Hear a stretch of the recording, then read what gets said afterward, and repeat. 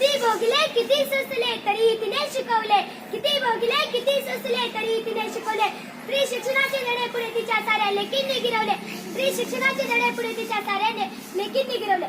अध्यक्ष माशी पूज्य गुरुजन वर्ग आणि ते जमलेल्या मित्रमैत्रिणींनो, आज 3 जानेवारी भारतीय मुख्याध्यापिका स्त्री सावित्रीबाई फुले, भारतीय मुख्याध्यापिका स्त्री सावित्रीबाई फुले. सावित्रीबाई फुले यांचा जन्म 3 जानेवारी 1831 साली झाला.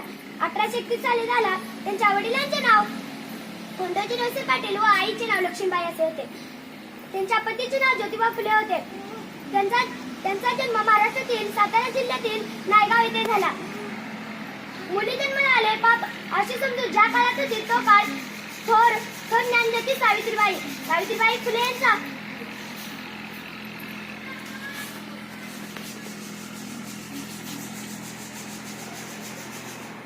9व्या वर्षात ज्योतिबा फुले यांचे शी लावण्यात आले. सावित्रीबाई फुले यांना माझे कोटी कोटी प्रणाम. जय हिंद, जय महाराष्ट्र.